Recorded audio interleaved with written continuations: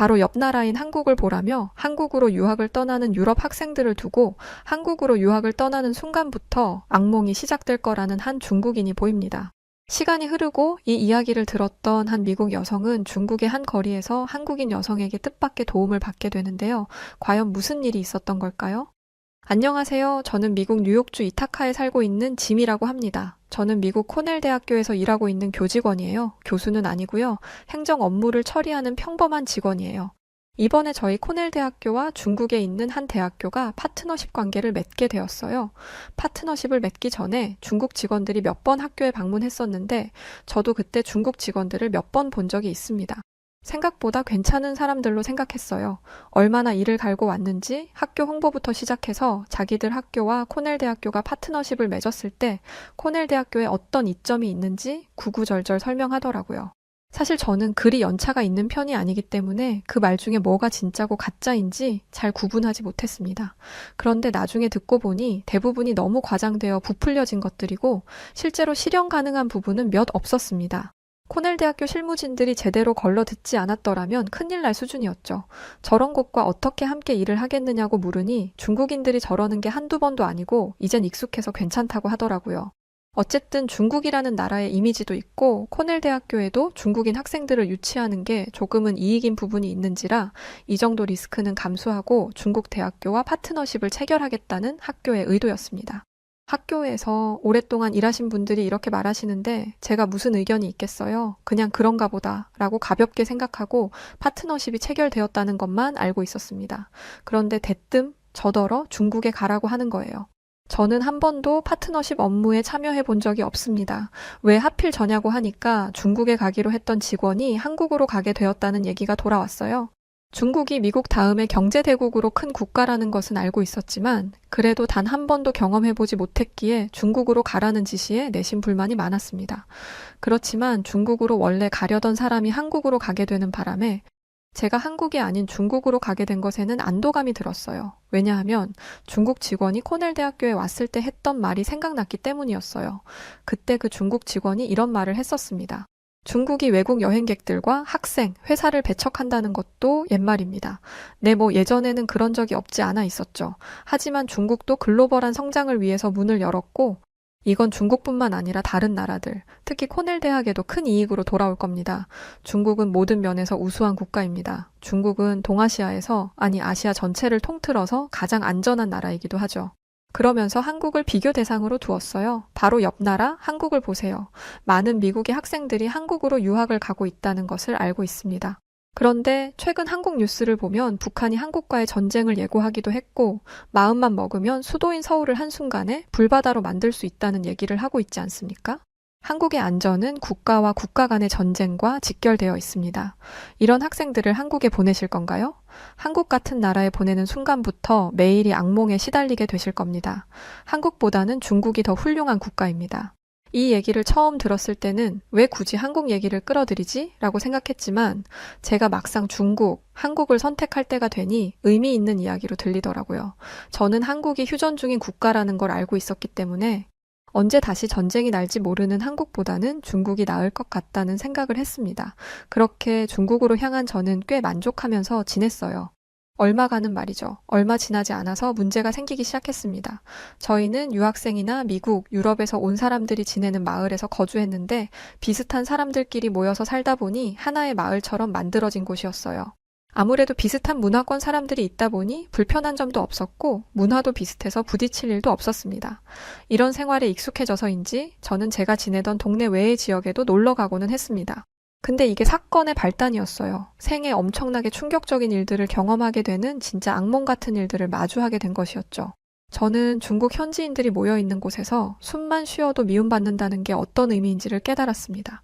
길을 지나가고 있는데 한 중국인이 자꾸 저를 따라다니면서 차오, 차오거리더라고요.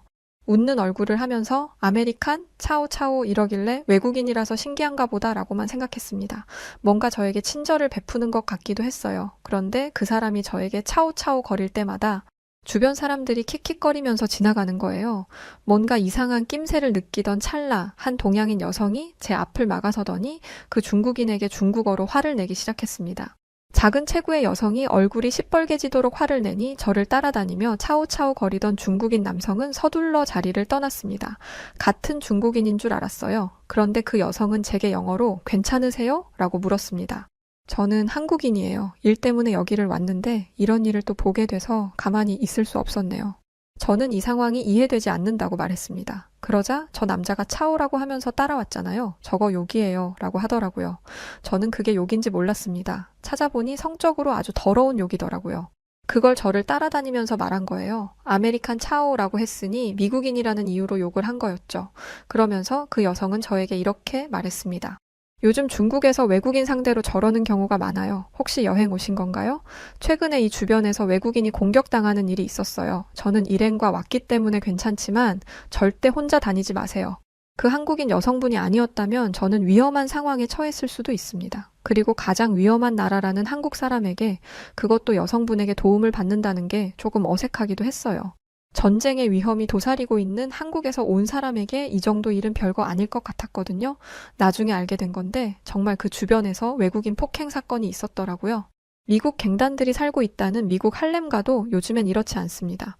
멕시코 외곽으로 가면 그런 일이 가끔 있다고 하는데 그건 정말 외곽이고 외국인들은 가지도 못하는 곳이에요. 그런데 제가 있던 곳은 중국인들이 밥도 먹고 회사도 다니는 그런 일반적인 곳이었습니다. 그런 곳에서 외국인이 테러를 당하다니 믿을 수가 없었죠. 그 한국인 여성분은 저를 직접 자기 차에 태워서 제가 머물던 곳으로 데려다 주셨습니다. 그리고 조심하라는 얘기를 또 한 번 강조하셨어요.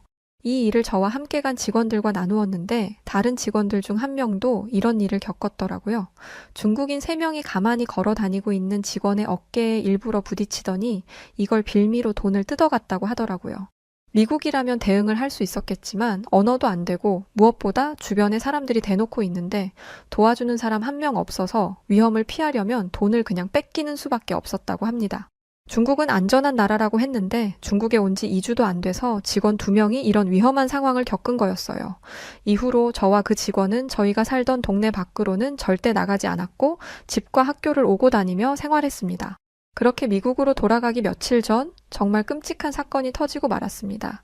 이른 아침에 전화가 한 통 왔어요. 당장 병원으로 달려오라는 교수님 한 분의 연락이었죠. 저는 제 룸메이트와 함께 병원으로 향했습니다. 응급실은 난리가 난 상태였고 중국 경찰도 와 있더라고요. 교수님 한 분과 대화를 하고 있는데 무슨 큰일이 난 게 분명했습니다. 교수님이 말씀하신 큰일은 코넬 대학교 강사가 중국인 남자가 휘두른 칼에 다쳤다는 사실이었어요. 저는 정말 경악을 금치 못했습니다. 새벽에 조깅을 하는데 어깨가 부딪혔다는 이유로 칼을 휘둘렀다고 하더라고요. 세상 어떤 정신 나간 인간이 어깨 부딪혔다고 칼을 휘두르나요? 그리고 몇 시간 이후에 다시 마주친 것도 아니고 그 자리에서 칼을 휘둘렀다는 건 평소에 칼을 소지하고 다닌다는 건데 상식적으로 이해가 안 되는 상황이었습니다. 미국도 총기 소지가 합법이지만 이걸 공공장소에 가지고 다니지는 않아요. 테러범으로 인식되면 바로 연행이니까요. 그런데 이걸 이상하게 생각하는 건 저희 미국인들 뿐이었습니다. 중국 경찰은 미국도 총 들고 다니지 않냐면서 중국도 비슷한 거라고 하더라고요. 그냥 호신용으로 들고 다니는 거니 미리 준비한 무기는 아닐 거라는 거죠. 그리고 미리 준비한 게 아니니 충동적인 거라 큰 문제는 되지 않을 거라고 말하고 있었습니다. 지금 사람이 칼에 다쳐서 응급수술에 들어갔는데 이게 말이 되는 소리인지 이 와중에 통역 역할로 온 중국 대학 관계자도 중국 경찰과 똑같은 말을 했습니다. 어딜 가든 흔히 있는 일이니 그냥 운이 안 좋았다고 생각하세요 라고 하더라고요. 수술을 받은 저희 대학 강사들은 무사히 회복했고 다른 부상자들도 회복했습니다. 그런데 흉기에 베이고 찔려 생긴 흉터는 사라지지 않겠더라고요. 일하러 온 곳에서 이게 무슨 날벼락인지 이런 상황이 생겼다 보니 저희는 중국에서 철수하는 것을 검토하기 시작했습니다. 그러면서 저와 동료가 겪었던 일도 나누게 되었어요. 한 교수님은 중국 내에 반미 감정이 있다는 건 들었지만 이게 이런 식으로 표출될 줄은 몰랐다라고 말씀하셨습니다. 어쩐지 외국인인 제가 어딜 다닐 때마다 저를 째려보는 중국인들이 많더라고요. 이런 일이 있었음에도 미국에 돌아가서는 안 된다는 목소리도 있었습니다. 일단 중국에 온 이상 하기로 한 일은 마무리 지어야 한다면서요. 하지만 이 일이 매스컴을 타고 미국 대사관에게 알려지면서 대사관은 중국 당국의 재발 방지와 상세 정보 공유를 요청했습니다. 그런데 중국의 반응이 가관이었어요. 내가 이야기하고 싶은 것은 이와 유사한 우발적인 사건은 세계 어느 국가에서도 일어날 수 있다는 점이다 라는 말을 공식 석상에서 했더라고요.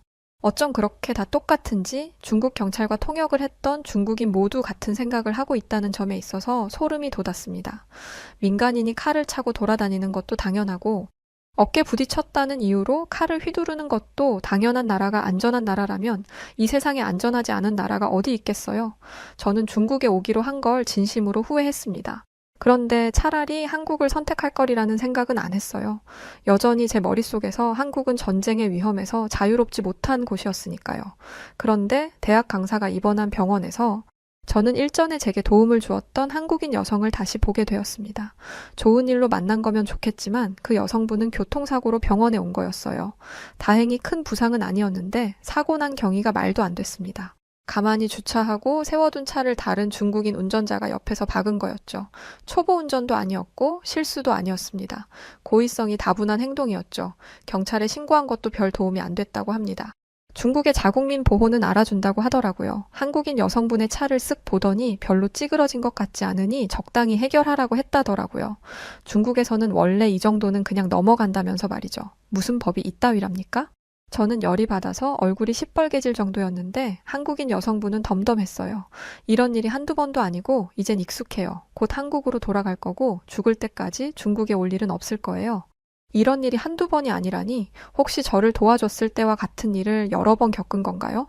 한국인 여성분은 고개를 끄덕이며 자신이 겪었던 일들을 들려줬는데 믿기지가 않더라고요. 차량에 태극기를 붙여둔 적이 있는데 그걸 송곳 같은 걸로 훼손을 시킨 적도 있고 첫 숙소가 중국인들이 많이 사는 아파트였는데 그 아파트에 들어오자마자 차바퀴에 펑크가 났고 이런 식으로 차바퀴가 고장난 게 한두 번이 아니라고 하더라고요. 외국인들이 많이 사는 곳으로 이사를 간 이후에야 안전해졌다고 말이죠. 여자의 몸으로 정말 고생 많이 했더라고요. 저는 이 여성분이 이런 위험에 익숙한 것 같다는 생각이 들어서 더 가슴이 아팠어요.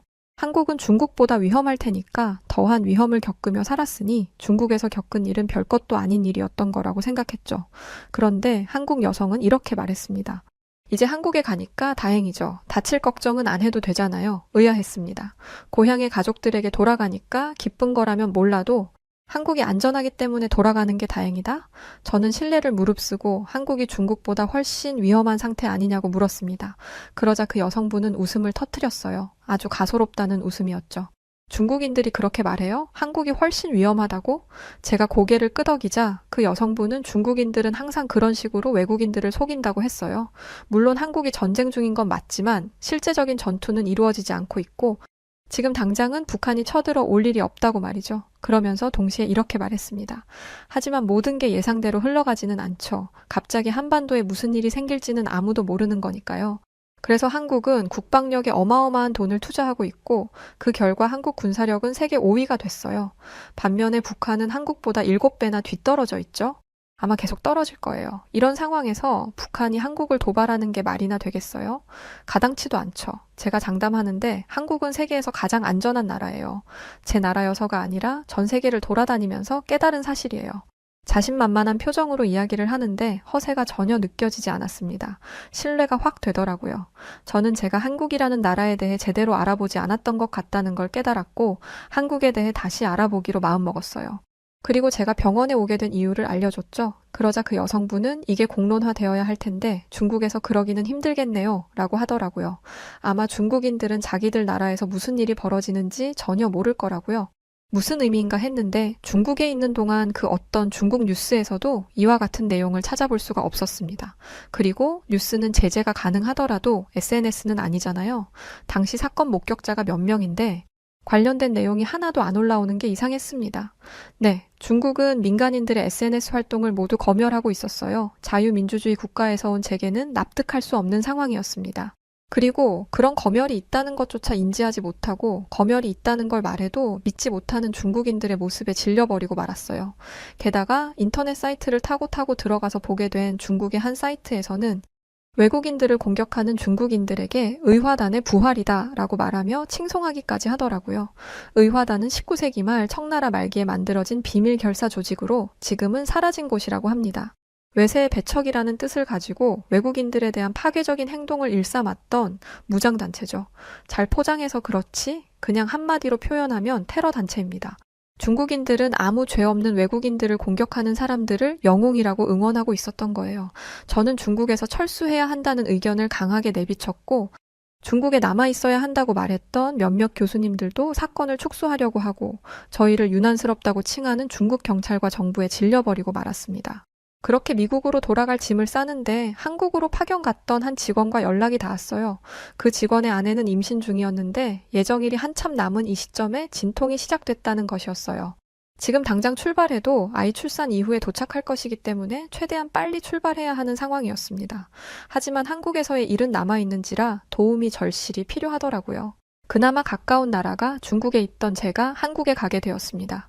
전이었다면 중국도 저 모양인데 한국은 어떻겠냐라고 생각하며 한국에는 발도 안 붙이려고 했을 거예요.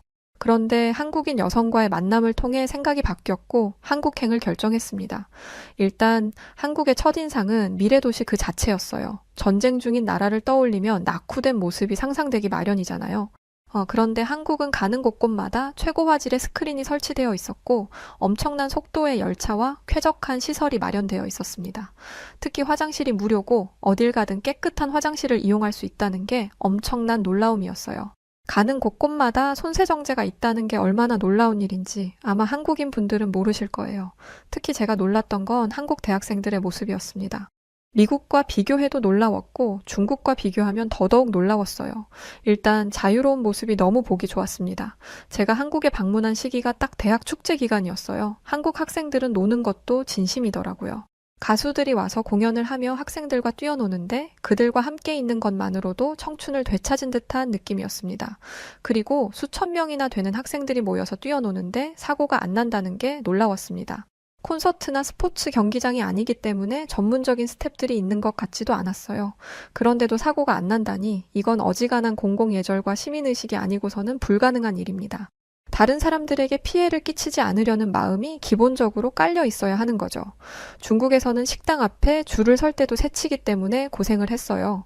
자기 빨리 가겠다고 사람을 밀쳐대는 탓에 넘어지는 사람도 자주 봤습니다.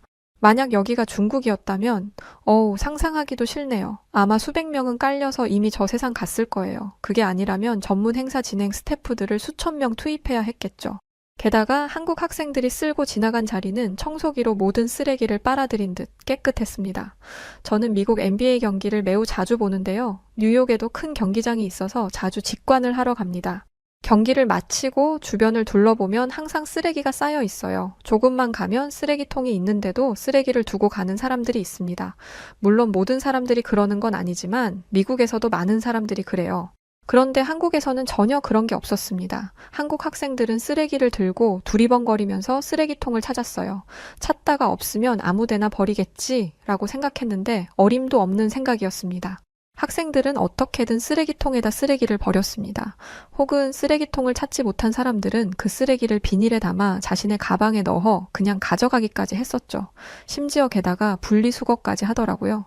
미국인으로서 참 부끄러운 얘기인데 미국은 분리수거 같은 거 안 합니다. 음식물, 플라스틱, 일반 쓰레기 전부 커다란 쓰레기 봉투에 넣어서 버려버려요. 쓰레기를 수출하고 매립한다는데 환경에 좋을 리가 없습니다. 그래서 요즘엔 분리수거를 하자는 목소리가 나오지만 그 큰 미국에서 분리수거 체계를 만들려면 아마 수십 년 이상 걸릴 거라는 게 전문가들의 의견이에요. 불가능하다는 거죠. 그런데 한국은 집도 아니고 공공장소에서조차 분리수거를 하고 있었습니다. 게다가 그건 보여주기식이 아니에요. 사람들은 쓰레기를 모아둔 봉투를 열어서 쓰레기를 하나씩 꺼내 분리하고 있었죠. 아무래도 분리해서 버리다 보면 시간이 많이 걸리잖아요. 내 앞사람이 시간을 많이 쓰면 기다리기 귀찮아서 대충 버릴 법도 한데 제가 서서 지켜본 결과 그런 사람들은 단 한 명도 없었습니다. 제가 한국에 오기 직전에 있던 곳은 중국 대학이었잖아요. 자연스럽게 중국 대학과 비교되기 시작했어요. 중국에서 이런 행사가 있으면 쓰레기는 두말할 것도 없고 오물 같은 것도 사방에 널려 있습니다. 사람의 분변도 있어요. 아이들이 화장실을 가고 싶다고 하면 대충 구석 어딘가로 가서 소변을 보게 하는 경우도 있죠. 길거리 벤치에서 아이 기저귀 똥을 치우는 사람도 봤습니다. 중국 대학 관계자가 좋은 구경을 시켜준다길래 갔었던 행사였는데 눈만 버리고 왔죠 뭐. 아시아에서 가장 큰 나라라는 중국도 이 모양이니 모든 아시아가 이러겠다는 편견이 생겼던 것도 사실입니다. 그런데 한국에 와서는 그런 생각이 싹 사라졌어요. 또 하나 놀랐던 건 한국 학생들이 노는 것뿐만 아니라 배움에도 진심이었다는 것이었습니다. 축제가 끝난 후 시험 기간이 시작됐다고 하더라고요. 24시간 내내 불이 꺼지지 않는 건물이 항상 궁금했는데 그건 도서관이었습니다. 코넬 대학교도 명문대죠. 그만큼 학생들의 공부량도 대단합니다. 그런데 이 정도는 아니에요. 24시간 동안 도서관을 열어둔 기록이 없습니다. 한국 대학 관계자에게 물으니 저렇게 공부하지 않으면 대학에서 살아남을 수 없다고 하더라고요. 조금이라도 뒤처지면 바로 재수강이 나오니 유급되지 않으려면 며칠 밤을 새워서라도 공부해야 한다고요. 그런데 사실 공부만 잘하는 범생이들에 대한 편견이 없지 않아 있습니다. 물론 그 전에 신나게 노는 것을 봤기 때문에 노는 것도 잘하고 공부도 열심히 하는 학생들이라는 건 알지만 공부만 열심히 한다고 사회에서 훌륭한 일을 할 수 있는 건 아니잖아요. 그런데 한국 대학생들은 그마저도 뛰어났어요. 학교 내에서 부스를 차려놓고 뭔가를 열심히 홍보하길래 가까이 가서 봤더니 무슨 서명을 받고 있더라고요. 그 대학생은 눈을 반짝이며 아무것도 되지 않는다고 아무것도 하지 않는다면 절대 긍정적인 변화를 가져올 수 없습니다. 라고 말하더라고요. 그 눈이 얼마나 반짝이는지 순수한 열정에 제 스스로가 너무나 작고 초라하게 느껴질 정도였습니다. 그리고 사실 저는 이런 서명운동하는 거에 안 좋은 기억을 가지고 있어요. 유럽 여행을 갔었을 때 서명 한 번 잘못했다가 돈을 잔뜩 뜯겼거든요. 배 굽는 아동들을 위해 서명하는 거라고 했는데 갑자기 돈을 내놓으라고 하는 거예요. 그러려고 서명한 게 아니라고 했는데 종이 구석에 아주 작은 글씨를 보여주더니 이 약관에 동의한 거라면서 거의 강탈하듯이 제 돈을 가져갔습니다. 돈을 내지 않으면 어떻게 해버리겠다는 식으로 덩치 큰 남자들을 부르길래 어쩔 수 없었어요. 프랑스나 이탈리아 같이 이름값 타는 나라에서 이런 일을 겪었다 보니 이젠 서명받는 것만 봐도 피하게 되더라고요. 그런데 한국 학생들에게 서명운동은 정말 말 그대로의 가치를 지니고 있었습니다. 그리고 저는 한국에 있는 내내 이런 식으로 돈을 강탈당한 적이 없어요. 이것도 유럽 여행할 때 있었던 일인데 프랑스에서는 팔찌를 강매하고 돈을 내지 않으면 190이 넘는 거구에 흑인들이 둘러싸는 게 일반적인 일입니다. 팔찌를 하나 사서 하고 다녀야 그 흑인들이 머무는 길을 지날 수 있어요. 게다가 중국에서도 비슷한 일들이 있었습니다. 중국 아이들이 대뜸 제 주머니에 손을 넣고는 지갑을 가져가는 거예요. 뭘 하는 거냐고 물으니 실실 웃으면서 지갑에 있던 돈을 빼가는데 제가 꿈을 꾸는 건가 싶었습니다. 이렇게 대놓고 도둑질이라니? 아니, 도둑질이라고 하기도 웃기죠. 몰래 가져간 게 아니라 눈앞에서 돈만 쏙 빼갔으니 이것도 강탈이라고 생각합니다. 그런데 한국에서는 이런 걱정을 전혀 하지 않아도 괜찮았어요. 한국 학생들은 카페에서 공부를 하다가 볼 일이 생기면 200만 원이 넘는 핸드폰과 300만 원에 육박하는 컴퓨터를 테이블에 널브러뜨려 놓고 자리를 떠났습니다. 게다가 가방 지퍼는 다들 생각도 안 하고 열고 다니더라고요. 도둑질할 생각도 안 하고 당할 수 있다는 생각도 안 하고 다른 사람을 의심하지 않고 길을 다닐 때 긴장하지 않아도 되는 게 얼마나 축복인지 저는 그때 처음 알았습니다. 유럽만큼은 아니지만 미국도 위험한 나라이기는 해요. 사람들이 모인 곳에서는 특히 긴장을 하게 됩니다. 아시겠지만 총기 사고가 일어나는 곳이잖아요. 그렇지만 미국에서는 평생 그렇게 살았다 보니 그게 당연하다고 생각했습니다. 그런데 그건 당연한 게 아니라 아주 비상식적인 일이었어요. 그리고 한국 사람들은 외국인인 저를 매우 환영해 주었습니다. 중국에서는 길을 가기만 해도 사람들이 노려봤고 따라다니면서 욕설을 해대는 사람도 있었으며 제가 일하는 대학의 강사는 칼에 맞기까지 했는데 한국에서는 위험하다는 느낌은커녕 어딜 가든 환대받는 기분이었어요. 제가 특별한 사람이 된 것 같았고 어딜 가든 즐거운 시간을 보낼 수 있었습니다. 한국인들은 참 따뜻하더라고요. 잠깐 머물다 갈 제가 한국에 있는 시간 동안 좋은 시간을 보내기 바란다며 업무 시간이 끝나면 저를 데리고 맛있는 식당에 데려가 주기도 하고 머물고 있는 숙소는 불편하지 않은지 필요한 건 없는지 항상 챙겨줬어요. 저희 학교가 파트너십을 맺어야 한다면 중국이 아니라 이런 곳과 맺어야 했습니다. 저는 중국 같은 나라는 학생들이 갈 나라가 아니라고 생각했어요. 배울 것도 없을 뿐더러 안전에 대한 부분이 정말 최악이었습니다. 마음 편히 공부만 해도 모자랄 학생들이 언제 칼을 맞을지도 모른다는 두려움에 떨어야 한다니 이건 절대 안 될 일이죠. 저는 미국으로 돌아와서 중국이 아닌 한국과 파트너십을 맺고 지속적으로 관계를 이어나가야 한다는 걸 어필했습니다. 물론 아직은 말단이라 낼 수 있는 목소리가 약하지만 점점 제 뜻에 동의해주는 분들이 생기고 있습니다. 만약 한국 대학과의 관계가 쭉 이어진다면 다시 한국으로 갈 수 있을 텐데 어서 그날이 오길 바라고 있어요. 이렇게 적으니 제가 제 사리사욕을 챙기자고 이 일을 추진하는 것 같은데 저희 학생들이 한국에 간다면 정말 많은 것을 배우고 올 것을 확신하기 때문에 이런 일을 하는 것입니다. 제가 한국에 가볼 수 있었어서 참 다행이라는 생각이 드네요. 언젠간 한국에서 다시 뵐 수 있기를 기대하고 준비하겠습니다. 여기 노인을 품에 안고 절규하고 있는 한 여성이 눈에 보입니다. 그 여성은 당장 그만두라며 누군가를 향해 격앙된 반응을 하면서 말하고 있는데요. 과연 이 여성에게는 대체 무슨 일이 있던 것일까요? 안녕하세요. 저는 일본에서 온 하나미라고 합니다. 저는 일본에서 공무원으로 일하고 있어요. 어렸을 적엔 아티스트가 되고 싶다는 생각을 해본 적도 있었지만 나이가 점점 차다 보니 이게 얼마나 속없는 생각인지 알겠더라고요. 음악을 하든 미술을 하든 예술을 하려면 돈이 있어야 하는데 저희 집은 제 꿈을 지지해줄 만큼의 형편이 안 되었거든요. 저희 집안은 여유로운 형편이 못 됐습니다. 아버지와 어머니는 두 분 다 고아였고 가진 것 없이 결혼을 해서 팍팍하게 사셨거든요. 그러던 중 제가 생겼고 아버지는 가장으로서 저와 어머니를 책임지기 위해 무리하게 일을 하셨습니다. 제가 듣기로는 하루에 2-3시간도 못 자며 일을 하셨다고 하죠. 어머니는 그런 아버지가 걱정이 됐지만 아버지는 곧 태어날 저를 부족하게 키울 수는 없다며 일을 늘릴지언정 줄이지 않으셨다고 합니다. 그러던 어느 날 일을 하기 위해 밖으로 나서던 아버지가 급하게 어머니를 깨우셨고 급하게 현관으로 나간 어머니는 아버지의 모습을 보고 큰 충격을 받고 말았습니다. 아버지의 코에서 폭포처럼 쏟아지는 피가 아버지의 상의를 푹 적실 정도였거든요. 어머니가 나온 지 얼마 되지 않아 아버지는 쓰러졌고 곧바로 병원으로 옮겨졌지만 얼마 지나지 않아 아버지는 숨을 거두었습니다. 특별히 병이 있는 것도 아니었으니 사인은 과로였습니다. 어머니는 흔들리지 않기 위해 마음을 다잡으셨어요. 이유는 곧 세상에 태어날 저 때문이었죠. 사람들은 눈물 한 방울 흘리지 않는 어머니를 향해 독하다, 남편을 따라 죽는 게 아내로서 자긍심을 지키는 일이다 라는 말을 뱉어댔지만 어머니는 흔들리지 않으셨습니다.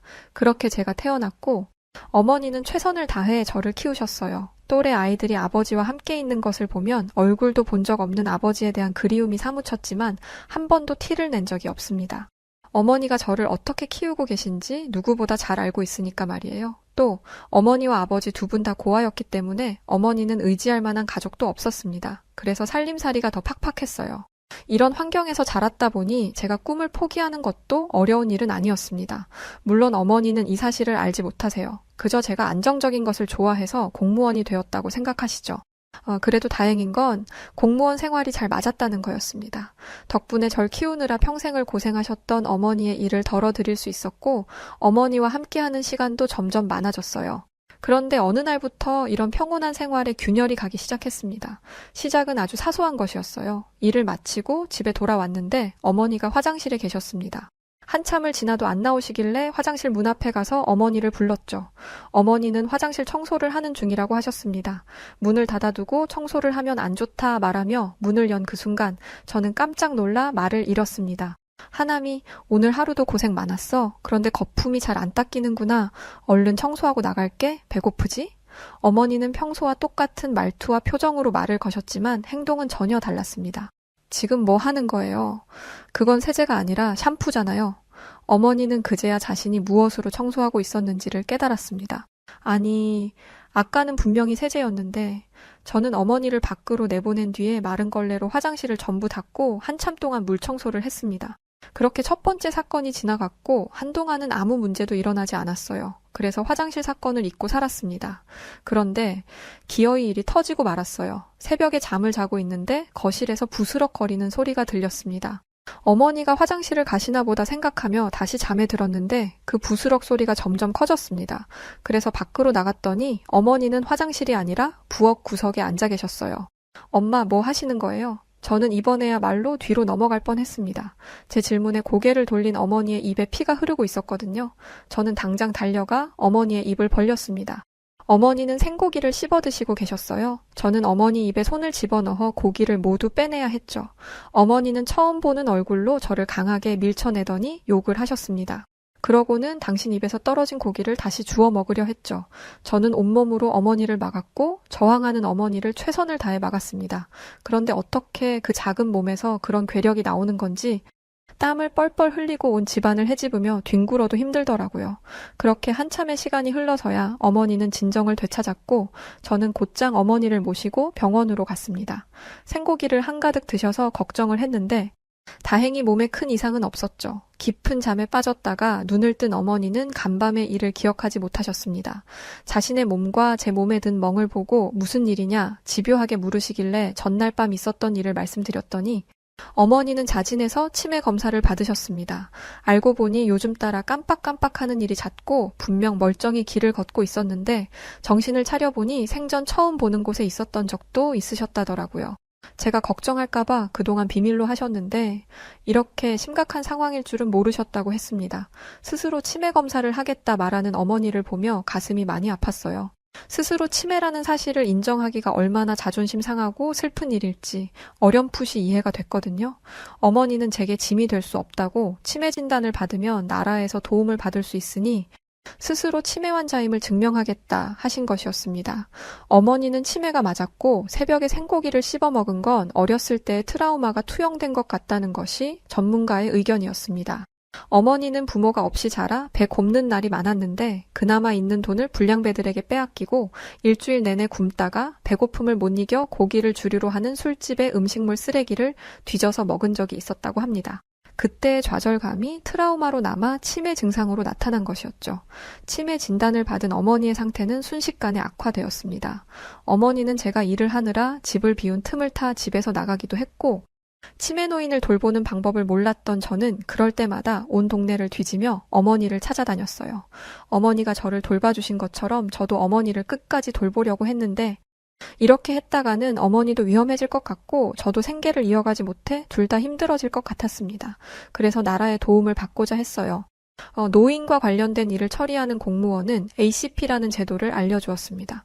치매 노인의 의사결정권을 보장하기 위해서 내가 지금까지 소중하게 여겨온 것들, 앞으로 소중히 하고 싶은 것들, 앞으로 함께 살고 싶은 사람, 어떤 시설에서 누구에게 돌봄을 받고 싶은지, 식사 내용, 목욕 횟수, 화장실 용변, 심폐소생, 인공호흡기 등의 유무 등등을 적어서 제출하는 것이었죠. 저는 이 얘기를 듣고 어이가 없었습니다. 사무적인 태도로 제도를 소개하는 직원에게 묻고 싶었습니다.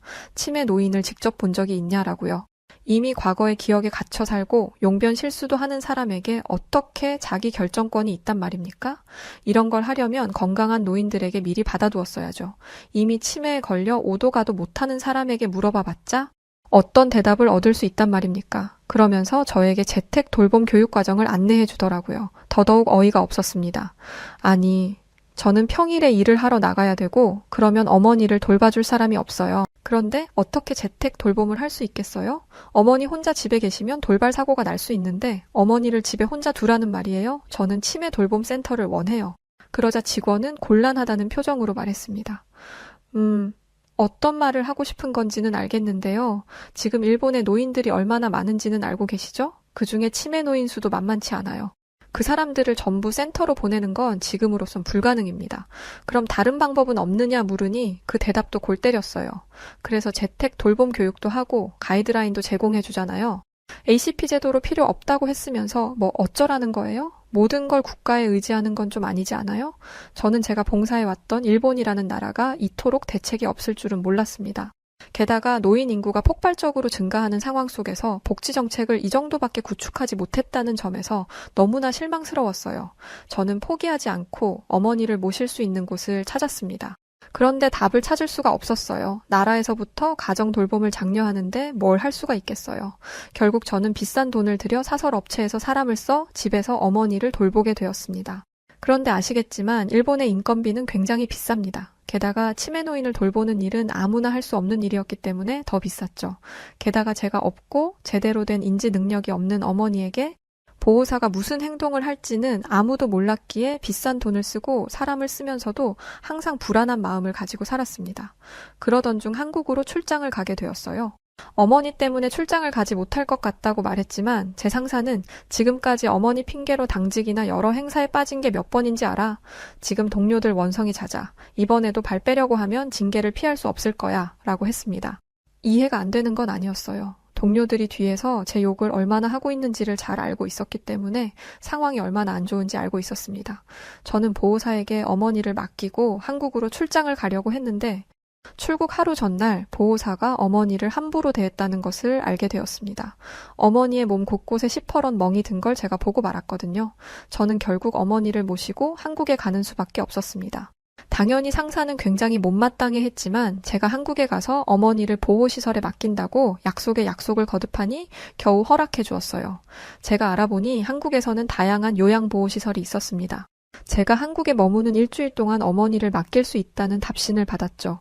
솔직히 한국과 일본은 사이가 좋지 않기 때문에 한국 요양원이 어머니를 받아주지 않을 수도 있다고 생각했습니다. 하지만 한국에서 만난 요양보호사는 한국어가 서툰 저를 배려하기 위해 요양원 입소자들의 보호자에게 전달하는 안내문도 일본어로 번역해 주었어요. 그 섬세함에 놀란 저는 이 요양원에 일본인들이 있는 줄 알았습니다. 그런데 제가 처음이라고 하더라고요. 자국에서는 요양원이 부족하다며 문전박대당하고 요양원 자리가 없으니 늘 저자세로 굽신거려야 했는데 한국은 달랐습니다. 치매 노인을 돌보며 힘들었던 그간의 시간을 이해해주고 제게 믿음을 주었죠. 요양보호사만 친절했던 게 아니었습니다. 어머니를 모시고 공항에 도착했을 때 짐을 찾는 데 집중하느라 그만 어머니를 놓치고 말았습니다. 뒤늦게 어머니를 찾으러 다녔지만 도무지 보이지 않았어요. 한국어도 서툰이 도움을 청하기도 어려웠죠. 그런데 그때 한 한국인 여행객이 서툰 일본어로 제게 말을 걸었습니다. 도와주겠다고요? 저는 한국인 여행객의 뒤를 따라 공항 직원을 찾아갔습니다. 번역기까지 써가며 제 말을 번역해준 한국 여행객이 자초지종을 직원에게 설명했고 직원은 깜짝 놀라며 방송을 했어요. 치매 노인이라는 이유로 온갖 무시를 당해왔던 어머니였습니다. 일본에서는 어머니가 살짝 닿기만 해도 기겁을 하며 더러운 병균 취급을 하는 사람들도 많았어요. 앞에서는 안타까운 척, 힘내라는 말만 번지르르하게 하고 뒤에서는 왜 저런 사람을 데리고 나와서 민폐를 끼치냐 라며 욕하는 경우가 열의 9이었죠. 그런데 한국은 달랐습니다. 얼마 지나지 않아 어머니를 찾았다는 연락이 왔고 저는 직원을 따라 나갔습니다. 그 사이에 한국인 여행객이 제 짐까지 직접 챙겨서 가져다 주었죠. 어떻게든 살해를 하려 했지만 한사코 거절하며 급하게 자리를 떠나는 탓에 감사 인사도 제대로 하지 못했네요. 다시 만난 어머니는 누군가의 손을 꼭 잡고 있었어요. 젊은 아가씨였는데 그분이 떠돌아다니는 어머니를 데리고 안내 데스크로 온 것이었어요. 어머니는 제가 데려가려고 하자 아가씨의 손을 강하게 잡으며 제게로 오길 거부했습니다. 치매 걸린 노인의 악력은 성인 남자 저리 가라이기 때문에 저는 아가씨의 손이 으스러질까 걱정되었어요. 서둘러 어머니를 강제로 떼어내려고 하는데 그 아가씨는 괜찮다는 미소를 보이며 되려 어머니를 안아주었습니다. 마치 아이를 다루듯 어머니의 등을 부드럽게 쓸어내리자 어머니는 곧 진정했고 아가씨의 손을 놓았죠. 놀라웠습니다.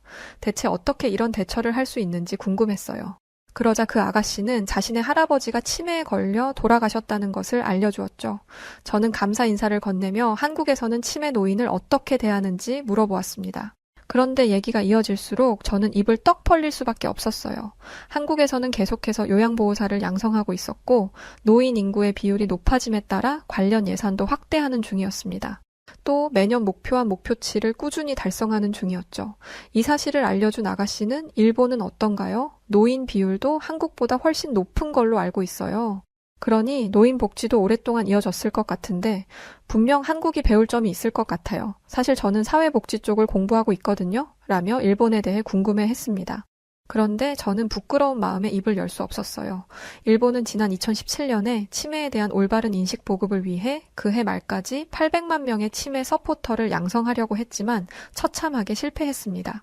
그리고 그 이후에 제가 혀를 찾던 ACP 제도라든지 다른 제도들을 만들어내고 있었던 것이었어요. 공항에서의 만남을 뒤로하고 어머니를 요양보호소에 맡긴 뒤 제 일을 시작했지만 일본과 한국의 복지정책의 수준 차이가 계속해서 제 머릿속을 맴돌아 도통 일에 집중할 수가 없었어요. 그러던 중 일본으로부터 충격적인 소식이 전해졌습니다. 일본 복지 업무 담당 공무원이 독거노인의 사망 사실을 알면서도 시신을 방치했다는 소식이었어요.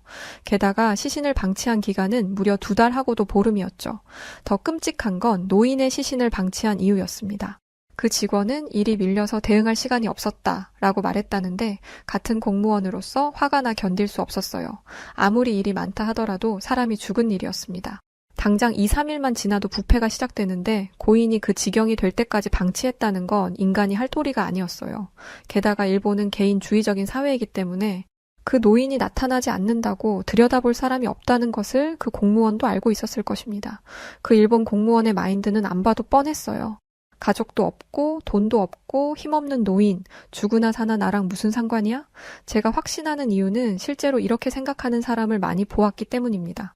게다가 이 노인의 고독사, 사실은 복지용품 사업자가 노인 집을 방문해서 알게 된 사실이었어요. 그러고 난 뒤에야 늦장 대응을 한 것이죠. 일이 많다면서 세간의 사실이 알려지니 그제야 대응을 한 거였습니다. 분노가 치밀어 올랐어요. 그런데 국가기관은 저와 생각이 달랐습니다. 왜냐하면 그 공무원은 정직 5일의 징계 처분만 받았거든요. 시신을 하루 이틀 늦게 수습한 것도 아니고 무려 2달 보름이나 늦어졌습니다. 기록이 누락된 것도 아니고 고작 일이 바쁘다는 이유로요. 그런데 정직 5일? 여러분은 이게 말이 된다고 생각하시나요? 일본에는 엔딩 서포트 제도라고 해서 주기적으로 독거노인과 연락을 하고 독거노인이 사망하면 그들의 살림살이를 정리하고 사망 신고까지 대행해주는 서비스가 있습니다. 국가에서 제공하는 서비스이지만 돈을 내고 이용하죠? 사망한 독거노인은 이 서비스 이용자였어요. 자신의 사후를 책임져 준다는 믿음 하나로 돈까지 내가며 서비스를 이용한 건데 돌아오는 게 2달 보름간의 방치라니. 일본에서는 늙은 게 죄라며 농담처럼 말하던 말이 현실로 느껴지는 순간이었습니다. 고령사회에 진입한 지가 언젠데 연간 26,821명이나 되는 사람들이 고독사를 합니까? 대체 그동안 제가 낸 세금은 어디로 갔으며 저는 그동안 무슨 이유로 국가를 위해 봉사했을까요?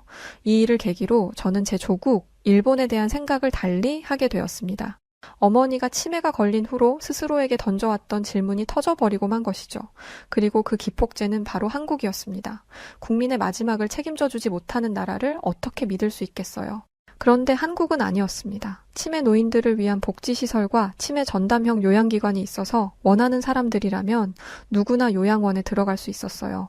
보호소 자리가 없으니 집에 돌아가서 보살펴라라는 무책임한 말이나 하는 일본과는 달랐죠. 요양원이 많다고 시설에 큰 차이가 있는 것도 아니었습니다. 음악활동, 인지자극 훈련뿐만 아니라 다양한 전문가를 초빙해서 치매 노인들의 삶을 개선하기 위해 최선을 다했습니다. 저는 한국에서 겪은 쇼킹한 일을 기억으로 간직한 채 일본으로 돌아왔어요. 한국에 있는 짧은 시간 동안 요양원에 있던 어머니는 단시간 내에 많이 안정된 모습을 보였습니다. 가만히 앉아있는 것도 힘들어하던 분이 가만히 앉아서 집중력을 발휘해 손으로 무언가를 만들고 계셨죠. 운동 능력이 뛰어나서 젓가락질도 힘들어하던 분이 말입니다. 일본으로 돌아온 지 얼마 안 되어 저는 한 통의 연락을 받았습니다. 바로 집주인이었죠. 저는 당연히 계약 연장에 관한 이야기인 줄 알았는데 집주인의 목적은 그게 아니었어요. 하나미 씨, 계약을 종료하고 이만 나가줬으면 해요. 그건 바로 퇴실 요구였죠. 그 집은 제가 학생이던 시절부터 살았던 곳이었습니다. 그만큼 주인 집과도 가까웠죠. 저는 갑작스러운 요구에 당황스러웠습니다. 갑자기 나가라는 이유를 묻자 집주인은 이렇게 말했어요. 하나미 씨 어머니가 치매에 걸렸죠? 솔직히 치매 걸린 노인이 살고 있다는 게 마음에 걸려서요. 당황스러웠습니다. 어머니가 다른 집에 피해를 주는 것도 아니고 저와 함께 사니 고독사할 가능성도 없었어요. 이런 상황에서 나가라는 건 치매 노인을 차별하는 것밖에 안 됐습니다. 저는 항의했지만 집주인의 생각은 변하지 않았어요. 하나미 씨가 어떤 마음인지는 알겠지만 그것까지 제가 신경 쓸 이유는 없는 것 같네요. 기간 내에 집을 빼주세요. 일본에서 치매 노인이나 독거 노인은 집을 구하는 것조차 어렵습니다. 월세를 내지 못할 가능성이 있으니까요. 그래서 정부가 나서서 보증업체를 통해 노인의 월세를 대신 내주려고 하지만 보증업체마저도 이를 꺼립니다. 고독사 등 리스크가 크니까요. 운 좋게 보증업체와 연결되었다 하더라도 부동산이 집주인과 연결을 해주지 않습니다. 국가의 무책임함, 오랫동안 관계를 이어왔던 이웃의 외면 때문에 시리에 빠진 저는 일본을 떠나기로 마음먹었어요. 그래서 어머니와 이민을 계획했습니다. 바로 한국으로의 이민이었죠. 영주권을 취득하기 위해 공부를 시작했는데 한국의 역사를 배우다 보니 왜 한국인들이 일본을 그토록 미워하는지 알겠더라고요. 일본이 한국에 이토록 끔찍한 일을 저질렀다는 것, 그리고 그 역사를 인정하지 않고 있다는 사실에 일본 국민을 넘어 인간으로서 환멸이 났습니다. 저는 진정한 한국인이 되기 위해 최선의 노력을 다하고 있어요. 언젠간 한국의 영주권을 따서 어머니의 마지막 인생을 행복하게 만들어 드리고 싶습니다. 자국에서조차 대우받지 못한 저희를 한국은 따뜻하게 맞아주었습니다. 한국인분들이 그토록 싫어하는 일본인인 저희들을 말이죠. 하지만 그럼에도 저희를 국적을 넘어 사람으로서 인정해 주시고 보살펴 주려는 한국인분들의 인성과 인품에 그저 너무 감사한 마음뿐입니다. 자, 오늘은 치매에 걸린 어머니를 보호하기 위해서 사투를 벌이고 있는 딸이 한국을 경험하고 한국에게 감사하게 되었다는 이야기가 담긴 사연이었습니다. 사연을 듣고 나니 저도 어머니 생각이 많이 나는데요. 아무쪼록 하나미 씨와 하나미 씨, 어머님이 정말 영주권을 취득하시고 남은 삶을 잘 보내시길 응원합니다. 그럼 오늘의 사연 어떻게 들으셨나요? 오늘 사연이 즐겁고 감동적이셨다면 구독과 좋아요 부탁드리고요. 저는 지금까지 해외 다양한 사연들을 읽어드리는 여우튜브 송은지였습니다. 끝까지 영상 시청해주신 분들 모두 감사드리고요. 따뜻한 주말 되시기 바라겠습니다. 고맙습니다.